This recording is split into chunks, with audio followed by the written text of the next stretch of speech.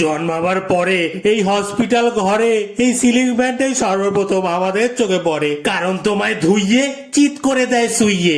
হঠাৎ নতুন জায়গায় এসে তুমিও থাকো নুইয়ে। মনে মনে তুমি ভাবো এবার আমি কি খাবো, লাস্ট 9 মাসের মতো কি অটোমেটিক ফুড পাবো। তারপর যাও বুঝে, যখন উত্তর পাও খুঁজে, সাদা পোশাকে এক ভদ্র মহিলা মুখে বোতলটা দেয় গুজে।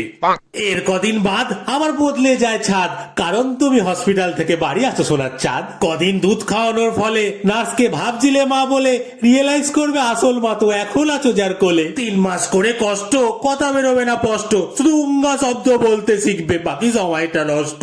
সবাই আসে যায়, কেউ গালে হাবি খায়, একটা লোক কিন্তু যায় না, দাঁড়িয়ে থাকে ঠায়। সে মাথায় বুলিয়ে থাবা, বলে ভাত রুটি খাবা, কি জানি কবে আমার সোনাটা বলবে আমায় বাবা। বুঝলে ওগো বেটা, সবচেয়ে সুখের সময় এটা, না চিন্তা থাকে না ভাবনা, না হোয়াটসঅ্যাপ না মেটা। এর বছর 3 পরে কোনো এক রিলেটিভ এসে ঘরে বলে, এবারে স্কুলে ভর্তি করে দাও, 3 গেল তো পার করে।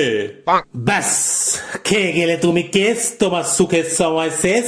মনে হবে এই রিলেটিভটা না থাকলেই হতো বেশ। স্কুলে ভর্তি হলে যেই দৌড় শুরু হলো সেই, জীবনের চাকা ঘুরেই যাবে, এই দৌড়ের শেষ নেই।